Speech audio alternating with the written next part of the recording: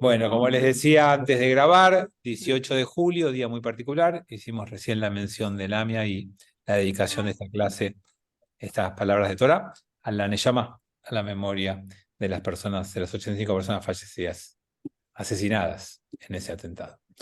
Bueno, dicho esto, vamos a comenzar entonces nuestro encuentro de hoy, que nos encuentra con no solamente una nueva para allá, sino también un nuevo libro.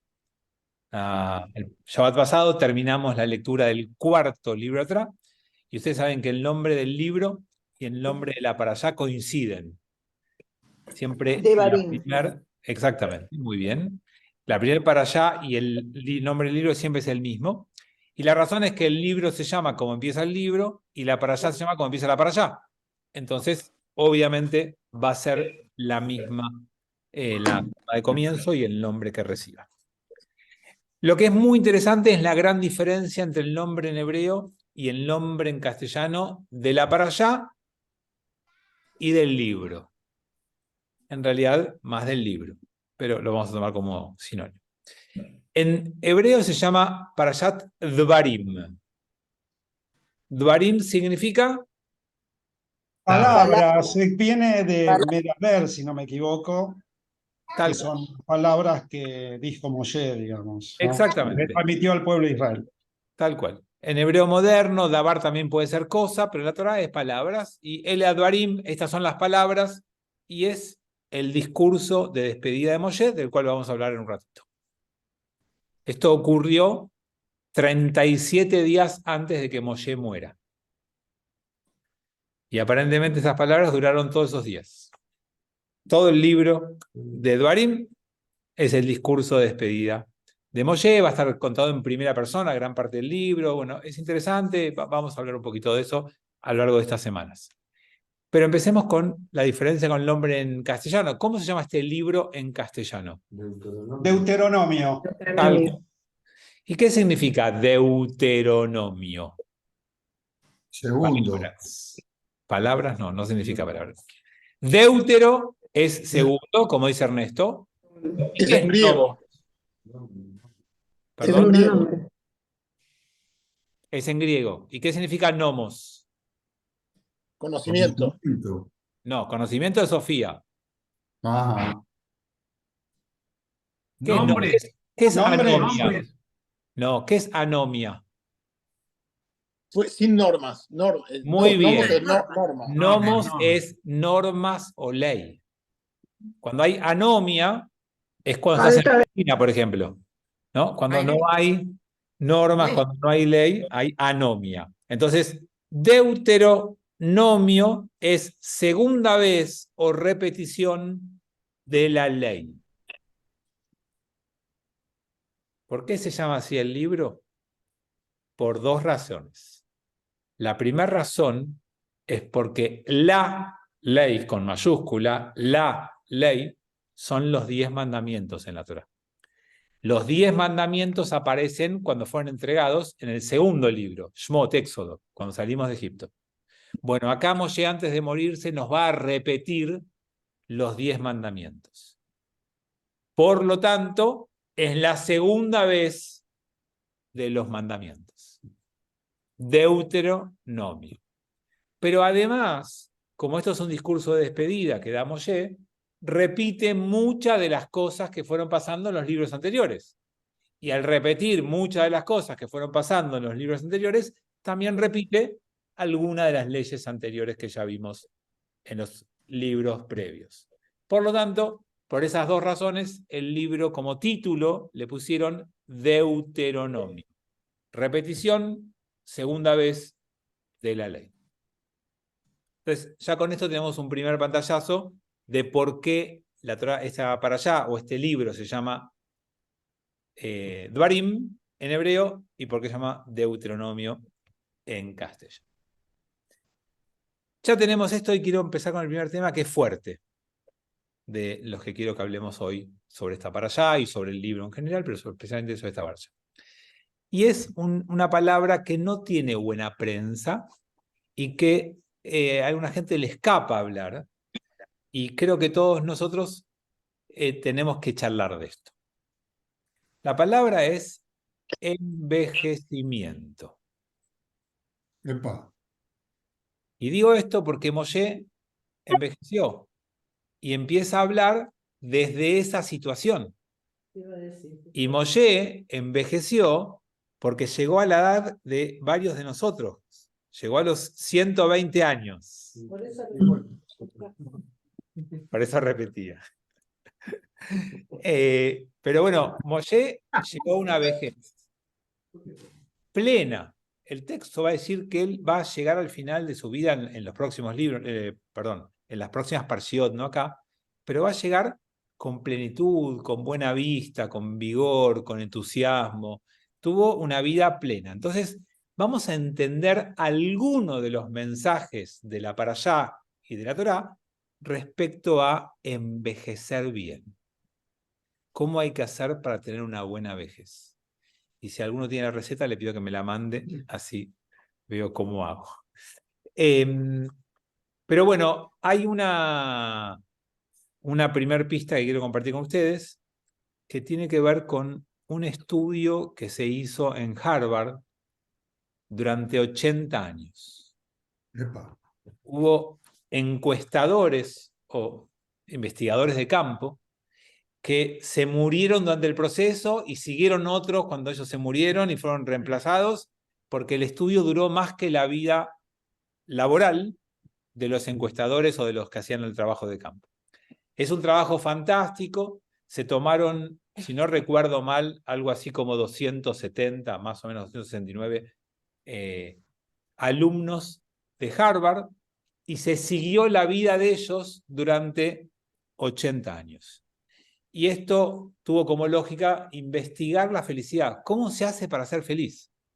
Y lo hicieron con alumnos de Harvard porque uno podría decir, wow,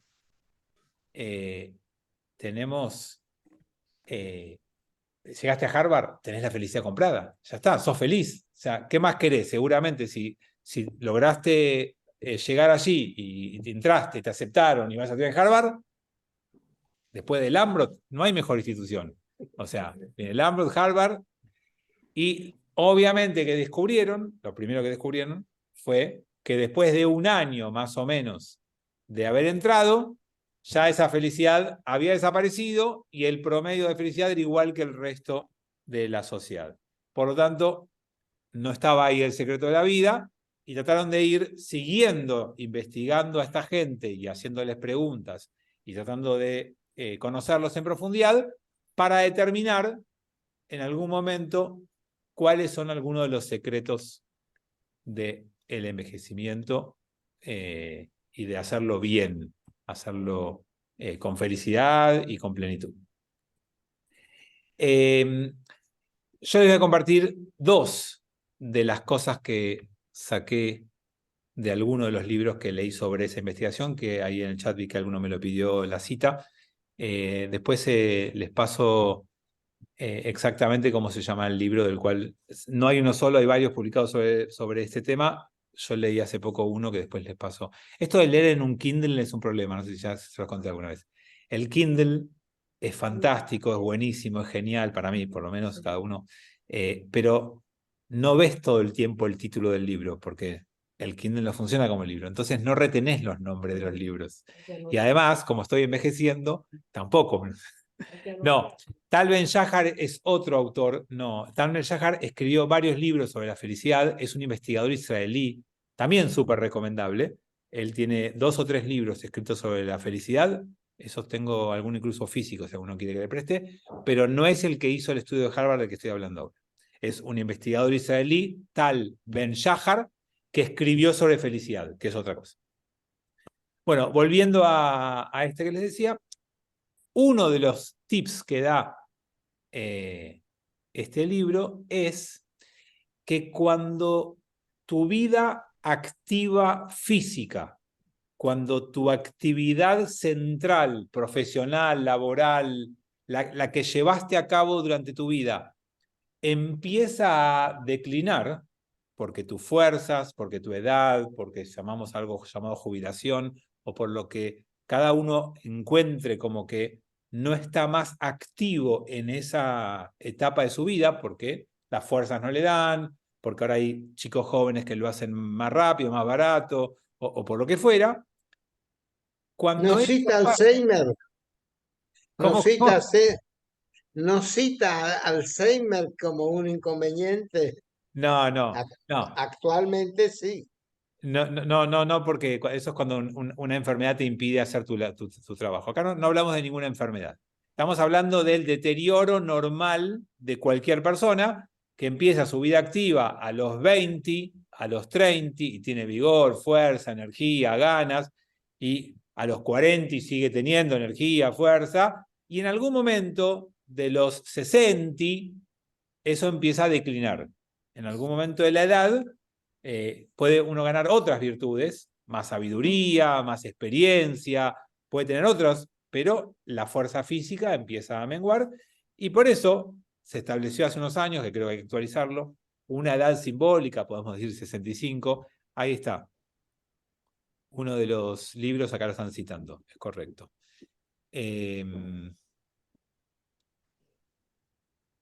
Mario me lo puso a mí solo, pero si tenés ganas de compartirlo con todos, este es uno de los libros. No, Ari, ese es el libro que recomendé en otra ocasión, es otra cosa.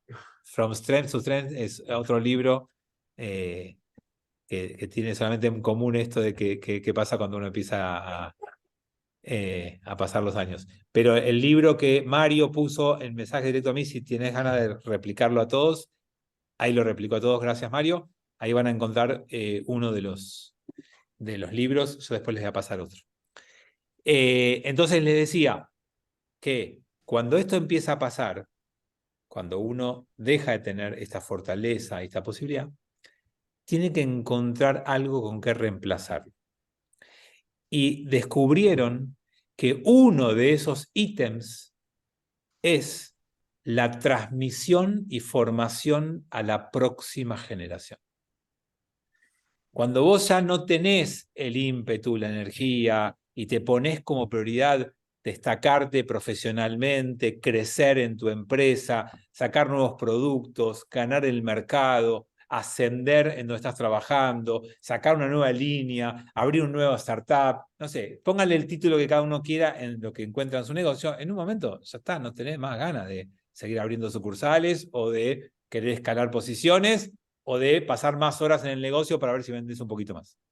Entonces, cuando eso pasa, cuando ya no querés ser el número uno de los anestesiólogos del mundo y tenés que dar paso a la nueva camada, llega un punto, porque justo lo vi a Saúl en la pantalla, llega un punto en donde vos decís, bueno, voy a dedicarme a formar a la próxima generación. Voy a tener alumnos o, ¿cómo se llama? Asistentes o ayudantes o alguien, gente, personas a las que yo pueda dedicar parte de mi energía para dejarles lo que aprendí en tantos años. Bueno, eso es lo que hace Moshe. 3000 años antes del estudio de Harvard, que lo recomienda como una buena práctica para ser feliz y llegar bien al envejecimiento y tener... Moshe ya lo había hecho. Está todo en la Torá, amigos, no hace falta ir a buscar nada más a otro lado. Bueno, entonces tenemos ahí una de las recomendaciones que encierra parte del secreto del libro y de la parashá que estamos leyendo.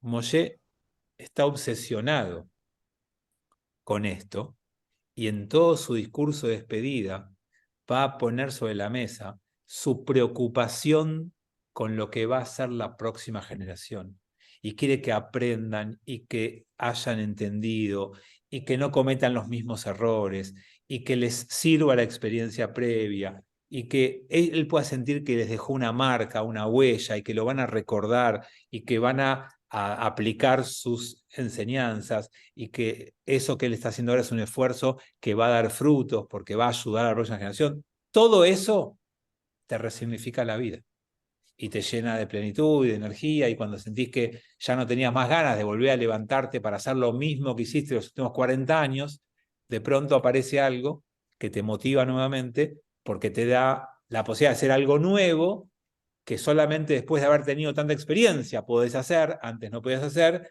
y que es algo que va a tener trascendencia. Es claramente una ayuda fantástica para tu espíritu. Entonces, esto es lo primero que quería resaltar de esta situación que coincide el estudio de Harvard con lo que Moshe hace en esta parasha. Pegado a eso, hay, esto ya se los conté alguna vez, una historia de superación personal en la vida de Moshe.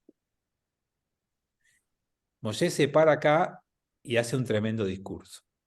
Y ustedes ya saben, porque lo hablamos un par de veces, Moshe era tartamudo, tartajoso, no podía hablar, tenía dificultad, se quejaba de que no podía hablar. Sin embargo, tiene un discurso de despedida que es digno de envidia, porque habló muchísimo y transmitió un montón y quedó registrado, por lo tanto tuvo su impacto ese discurso, y entonces es un claro discurso de despedida. Perdón, de superación personal, quise decir. No sé por qué dije despedida a algún psicólogo después que me analice. Pero quise decir un claro caso de superación personal. Este discurso de despedida, capaz que por eso mezclé las palabras, este discurso de despedida es un ejemplo de que a veces las cosas que nos limitan y que nosotros compramos esos límites y nos abrazamos a esos límites y nos repetimos esos límites con palabras propias todo el tiempo, no, yo no voy a poder, no, yo no sirvo, no, a mí no me sale, no, yo no soy bueno para esto, termina reforzando lo que suponemos que no sabemos hacer. Y si nos animamos, y si sacamos de nuestro vocabulario el no sé, no puedo, no estoy preparado, yo no sirvo, lo sacamos y lo intentamos cambiar por algo que sí podamos, donde sí nos animemos, donde sí querramos intentarlo, probablemente se repita una historia de superación personal también en nuestra vida. Entonces tenemos un Moshe que tiene necesidad de transmitir y que tiene como desafío mejorar algo que tenía como limitante en su juventud. Y son ahí dos pilares muy fuertes que lo van a ayudar a resignificar su envejecimiento y a hacerlo con vigor, con entusiasmo y con felicidad, con alegría, por supuesto. ¿Qué es lo que le pasaba a Moshe?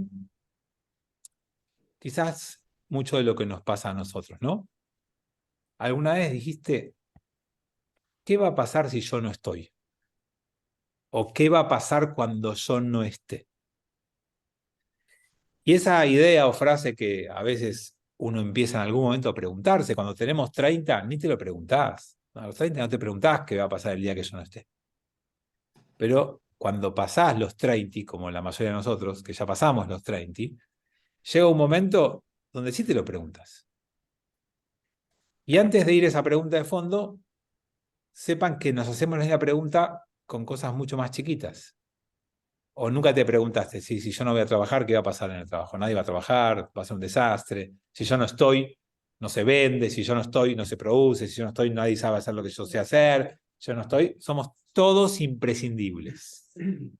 Todos.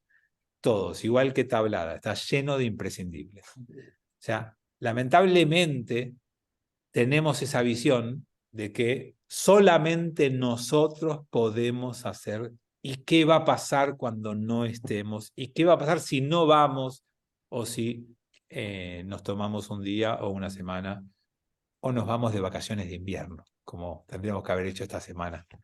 Todos los que somos alumnos, porque esta semana es vacaciones de invierno, no sé qué hacemos acá estudiando nosotros. Bueno, pero como somos masoquistas, estamos acá estudiando. Y creo yo que es un aprendizaje imprescindible de cada uno de nosotros entender que ninguno es imprescindible y que las cosas van a funcionar y que si hacemos las cosas bien, de verdad, van a funcionar mejor cuando no estemos. Hacer las cosas bien es prepararlas para cuando uno no está, funcionen mejor todavía que cuando uno está. Y ese es el verdadero y mejor liderazgo que uno puede reconocer. Pero a veces nos aferramos a ese miedo y nos exigimos más de lo que deberíamos exigirnos y nos preocupamos más de lo que deberíamos preocuparnos, y en lugar de ocuparnos de dejar las cosas preparadas para que funcionen mejor o igual, nos lamentamos que no van a funcionar bien cuando no estemos. Y ahí escondemos nuestro miedo personal, no es otra cosa. Porque en el fondo lo que nos pasa es que nos da miedo ese momento, esa situación. Después quería hacerles una pregunta, ¿no? Para que cada uno se empiece a contestar, y yo también me tengo que hacer una pregunta, ¿no? Y no es para contestar porque es muy personal, pero la pregunta es, cuando vos hablás, ¿te escuchan? ¿Quién te escucha? ¿Te escuchan de verdad? Yo me lo pregunto muchas veces en mi casa y en Lambro hay que hablar, ¿no? Porque hablar es hermoso, por lo menos a mí que me gusta, que yo hablo un montón, hablar es lindo, y a veces es muy lindo que vos mismo te escuchás a vos mismo, y hablas un montón y te escuchás, vos a veces te escuchás. ¿Alguien más te está escuchando? ¿Llega lo que decimos? ¿Tiene impacto? ¿Perdura lo que decimos? Bueno, Moshe en esta parashá nos da un hermoso ejemplo de algo que él dijo hace 3.300 años, y llegó porque lo seguimos estudiando, porque nos sigue moldeando, porque sigue influyendo, porque sigue generando interpretaciones, explicaciones y demás. Y entonces hay algo ahí genial en Moshe. Y creo que acá Moshe se gana un título, un honoris causa, ¿no? Un doctorado. ¿Saben cómo se llama el doctor? ¿Cuál es el título de Moshe? Maestro, líder. Moré, Moré. Rabbeinu. Muy bien. Ese es el título de Moshe. Moshe Rabbeinu. ¿No? Rabbeinu no es el apellido. Hay gente que tal vez dice Moshe Rabbeinu, no. Moshe Rabbeinu. Es más que maestro. Porque muy bien ustedes dijeron, Moré maestro, está muy bien. Pero un escalón por encima es Moshe Rabbeinu, porque es nuestro maestro. Parece menor, pero la diferencia es inmensa. ¿No es Ser rabino? maestro, no es En el, rabino. en el medio entre Moré y rabino. Por Bueno, eso se dice Rabbeinu. no. ¿No? Rab es maestro. Una excepción es de la palabra rabino es ser maestro. Pero yo quiero hacer énfasis en el Rabbeinu, que es nuestro. Porque ser maestro es tener un título. Ser nuestro maestro, o ser rabino, ser nuestro rabino, o ser nuestro maestro, no es, además de tener el título, es que haya gente que te elija como maestro o como rabino. Y que te dé ese lugar, y que te reconozca en ese lugar, y que vos puedas impactar, enseñar, transmitir. Entonces, el primer mensaje, la primera enseñanza de esto, del título de Moshe, es que siempre logres que tu título no sea algo colgado en la pared, sino que sea algo que otro te dé ese lugar y te reconozca en ese lugar. No es una institución académica la que valida tu lugar, sino la gente que te llama y te dice, vos sos mi psicólogo, vos sos mi doctor, vos sos mi maestro, vos sos mi abogado, vos sos mi rabino. Armando.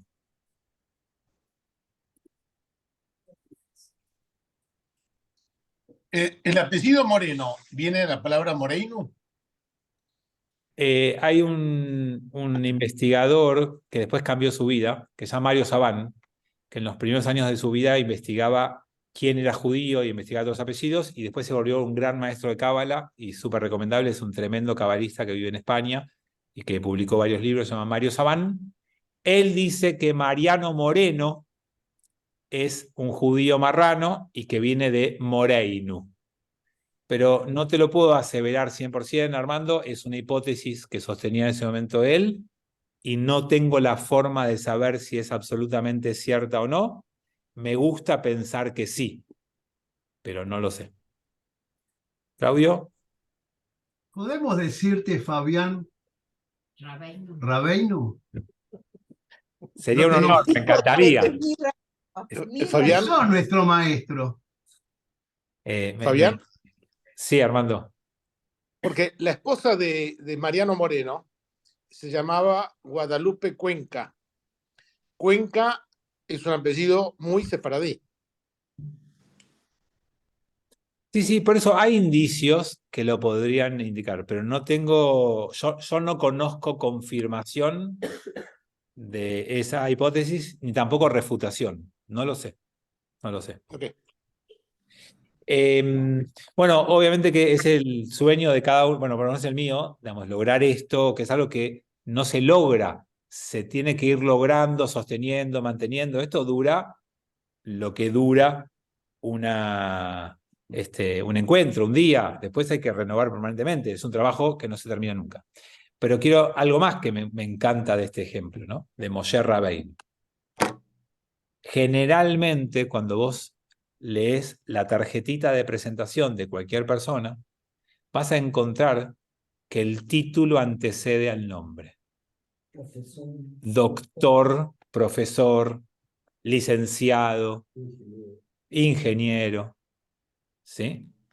Cuando el nombre antecede al título, significa que esa persona es más importante que su título y su nombre vale mucho más que su título.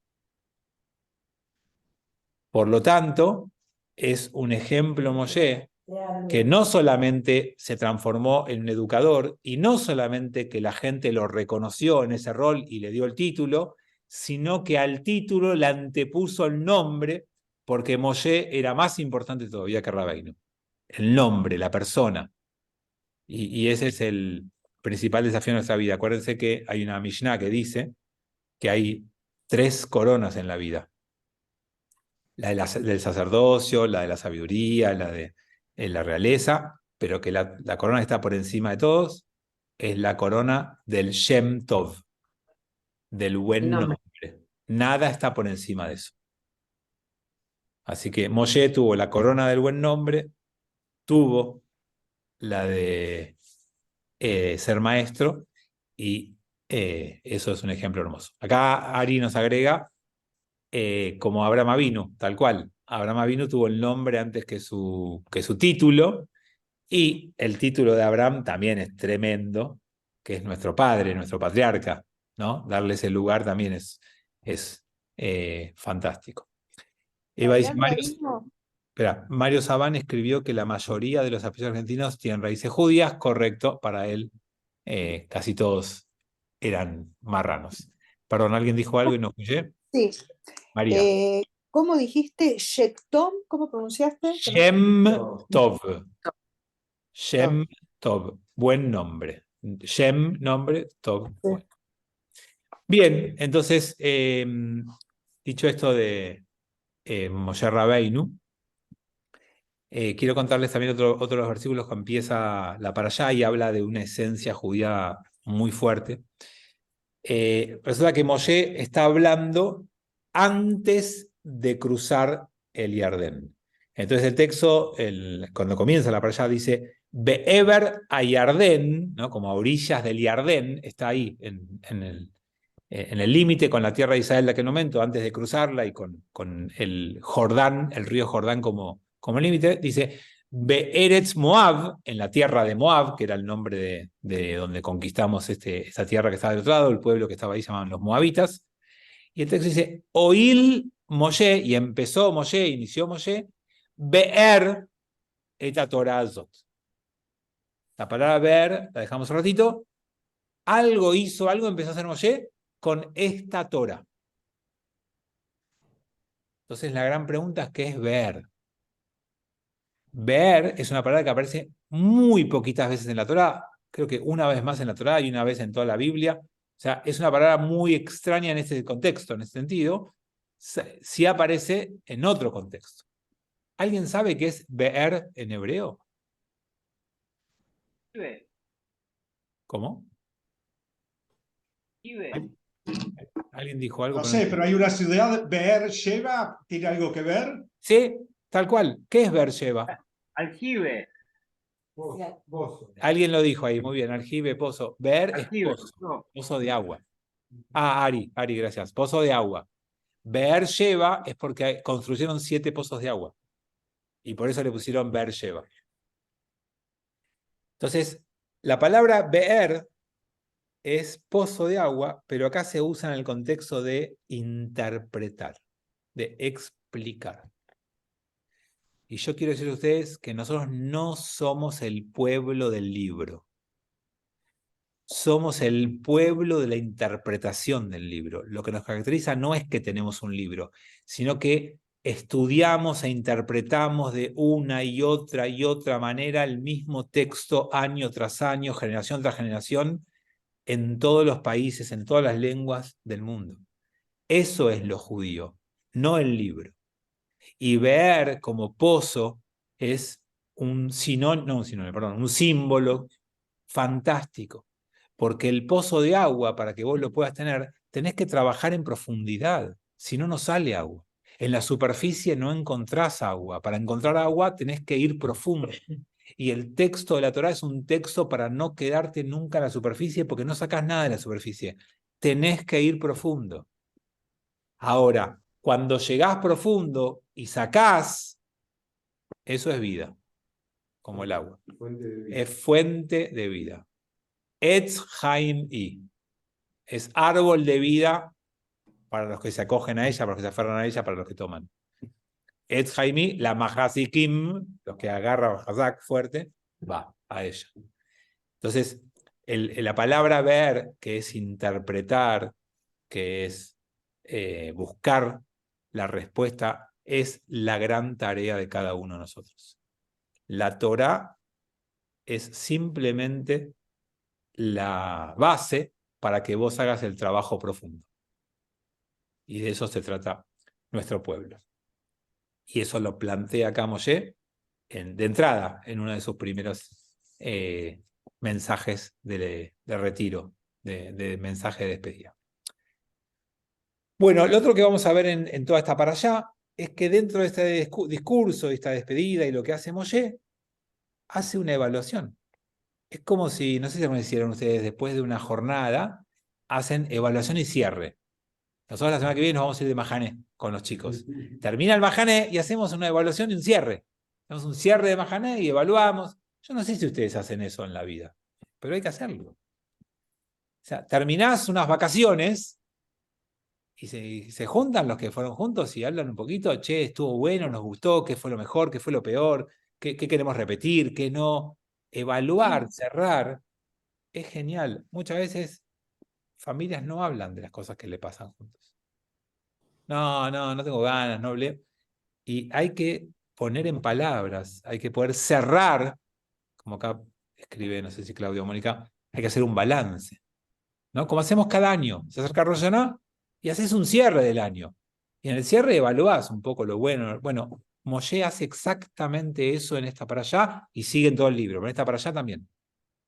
Va a evaluar. Va a decir, bueno, acuérdense que esto estuvo bueno, acuérdense con esto que fue malo, tengan cuidado con esto, no voy a repetir este error.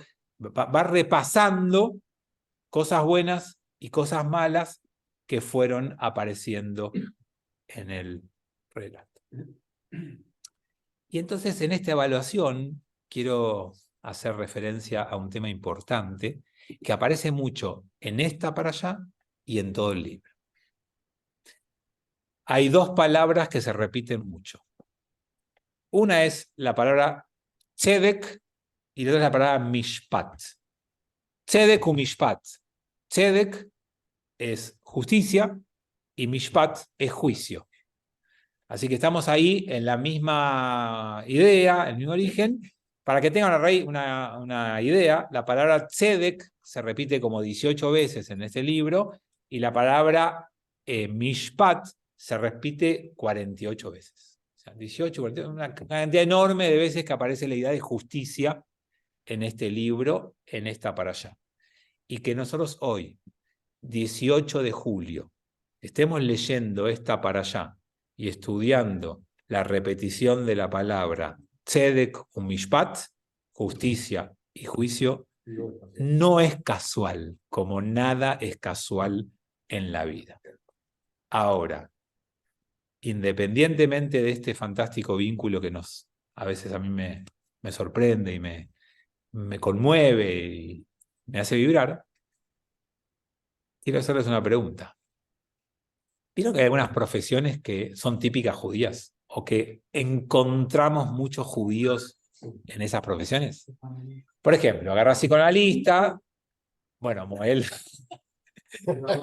el Moelín de rabinos, claro. No. Psicoanalistas es un caso. Médicos también, hay muchos médicos judíos y de hecho Rambam fue médico, un montón de rabinos de la historia judía fueron médicos.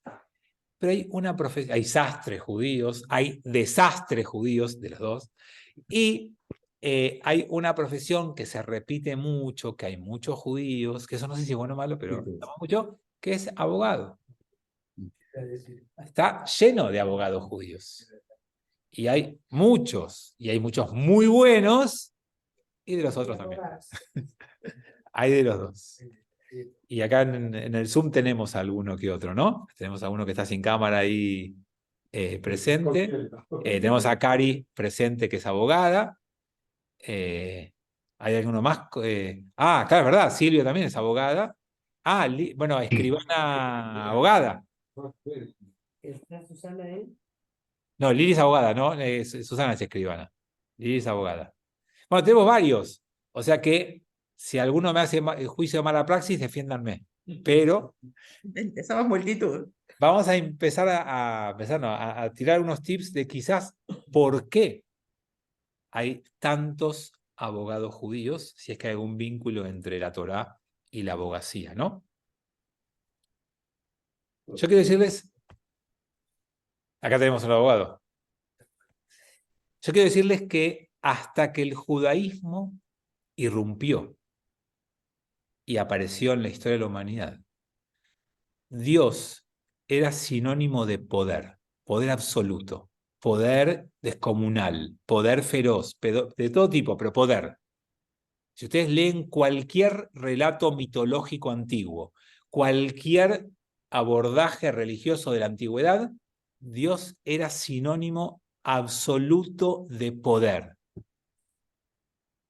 A partir de la entrega de la Torá y del resumen que hace Moshe en nuestra Parashá y en nuestro nuevo libro, podemos decir que Dios pasa a ser sinónimo de ley.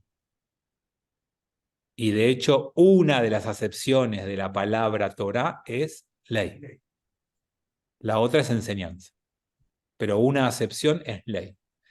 Por lo tanto, si entendemos que Moshe nos entregó la Torá y nos la resume haciendo hincapié, énfasis y fuerza en la palabra justicia y en la palabra juicio, nos transforma nuestra concepción de Dios en ley. ¿Cómo no va a haber abogados judíos? Y si a eso le agregamos que la tarea judía permanente es una conversación entre esa ley y esa persona para poder interpretarla, aplicarla, adaptarla, y es una conversación permanente, necesitas un abogado que te interprete la ley, que te explique cómo se interpreta, cómo se piensa, cómo se ejecuta, cómo se reglamenta. El ejercicio de la abogacía no es solamente defender o atacar, también es interpretar esa ley y es traducirla al comportamiento de la observancia de la gente. Pero además, para la tradición judía, educar a un chico, transmitirle Torah a un chico, ¿saben qué es? Es enseñarle la ley. Cuando vos querés que un chico empiece a estudiar judaísmo, lo que le enseñás es cómo cumplir la ley. La primera enseñanza es, bueno, escúchame, hay una ley, vení que te la enseño, vení que te la explico. Entonces, el lugar que ocupa eso es bastante central, y entonces por eso quizás tenemos muchos abogados judíos y una recomendación de vida, siempre tenete un abogado amigo. Siempre hay que tener un buen abogado cerca. No tan cerca como un buen rabino, pero un abogado siempre hay que tener. Bueno, me queda un tema más. Quizás el más importante y por eso lo dejé para el final, como el gran tema. Yo soy de los que cree fuertemente que el judaísmo vino a innovar en muchas cosas. O sea, se nos suele decir que el gran invento judío es el monoteísmo. ¿Sí? Inventamos el monoteísmo. Inventamos que todos los pueblos creían en muchos dioses y nosotros creemos en uno solo. Como si fuera un tema aritmético, ¿no? No, nosotros bajamos el stock. No hace falta tanto stock. Con uno solo alcanza. Centralizamos todo en un solo canal de distribución. No es un tema numérico. No es de muchos a pocos o de 5 a 1. El cambio judío pasa por otro lado. De lo que hablamos hoy, por supuesto, del concepto de la ley, del concepto de la observancia y el cumplimiento de la ley es una de las ideas centrales, del concepto de Dios como no alguien que lo único que importa es que es poderoso y hace lo que quiere, sino con otros conceptos.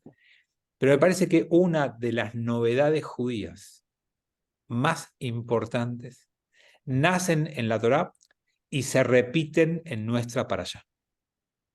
Y es la palabra que resume el vínculo entre ese Dios y ese pueblo.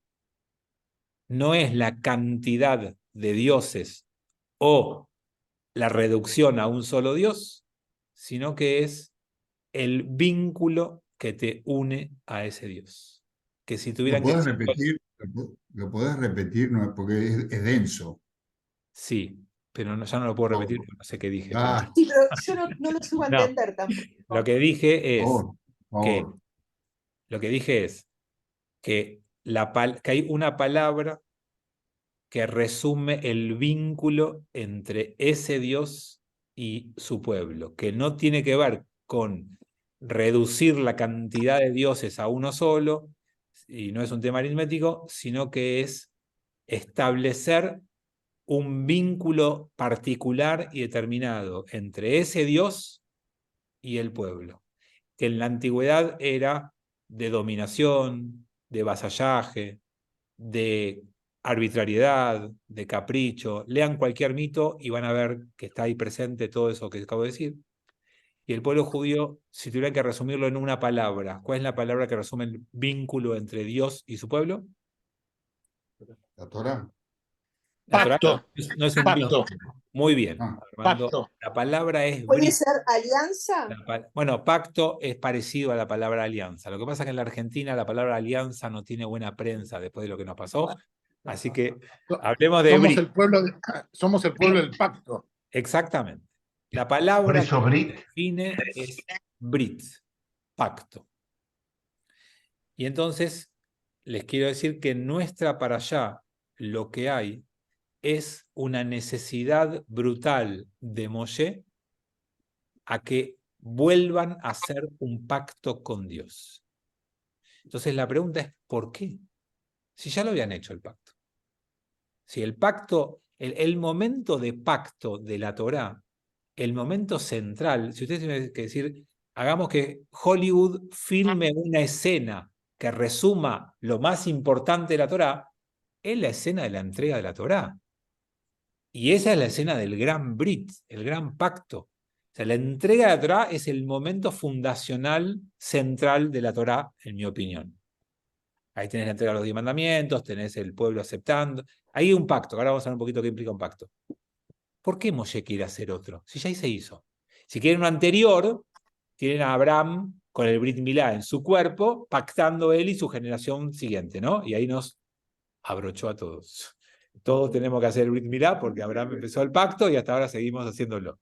Entonces, el primer gran pacto de olivos, de la Torá, fue Abraham con el Brit Milá. El gran segundo pacto es Moshe con el pueblo judío con la entrega de la Torá. Ahí tenemos un tremendo pacto.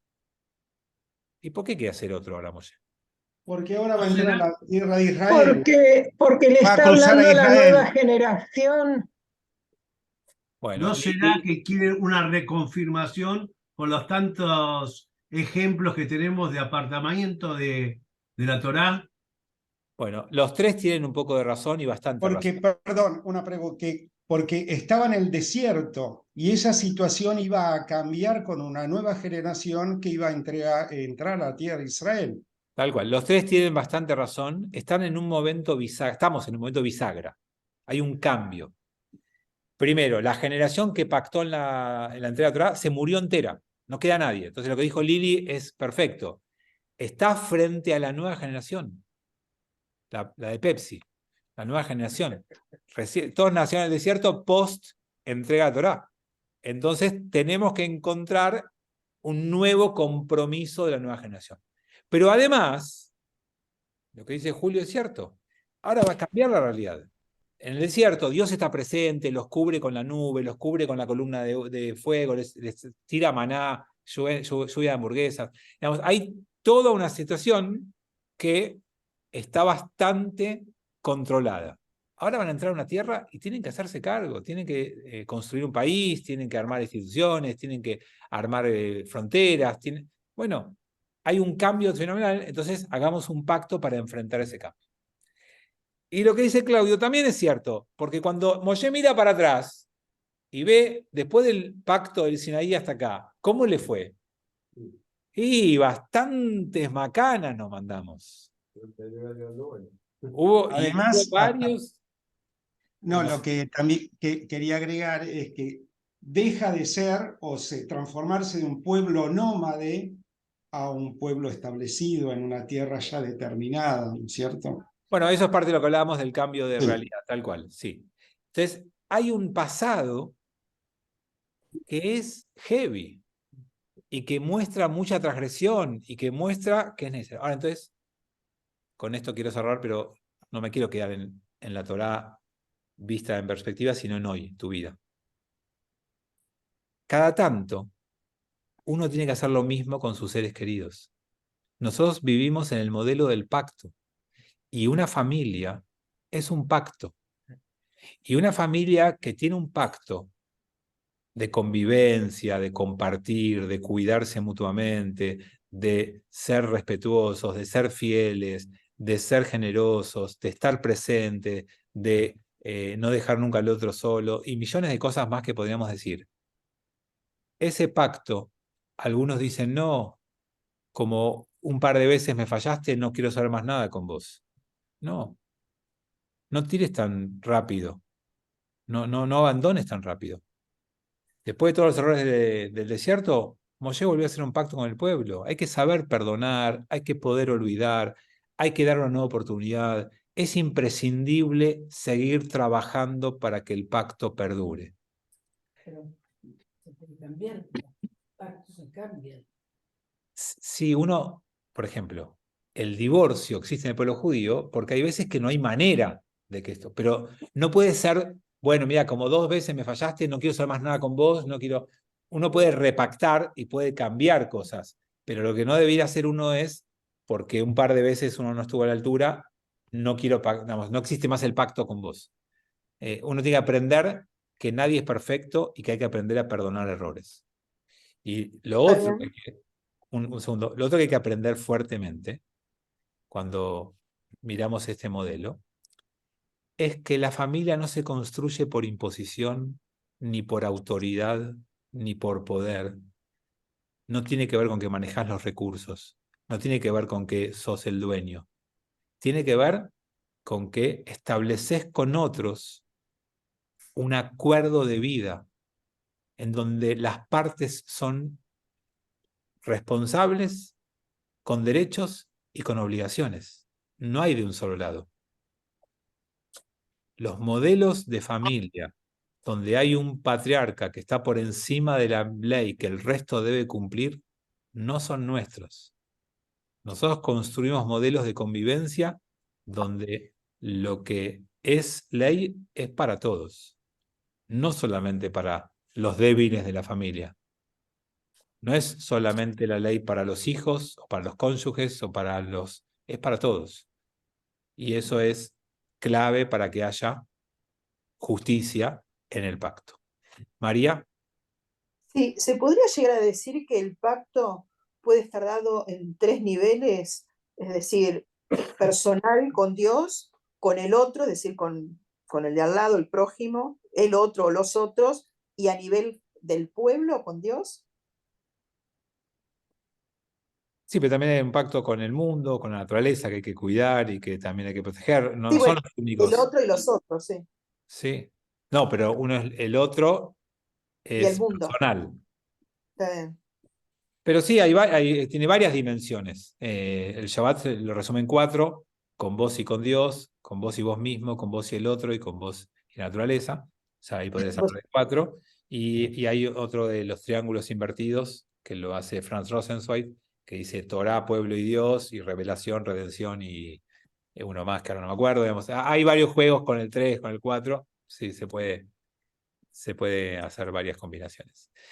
Bueno, de esto quería hablarles hoy. Gracias por haberme aguantado. Tremendo, tremendo. Discúlpenme que cada tanto les tiro así como un chiste medio para descontracturar y que no se me duerman.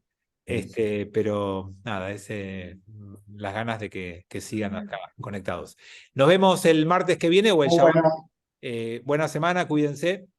Y Gracias. Gracias, Fabi. Gracias. Chau, chau. Gracias. Gracias, Fabi. Gracias, Fabi. Realmente muy interesante hoy.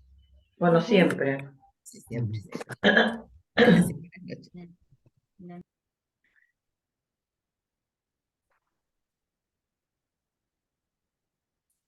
Chao, chicos.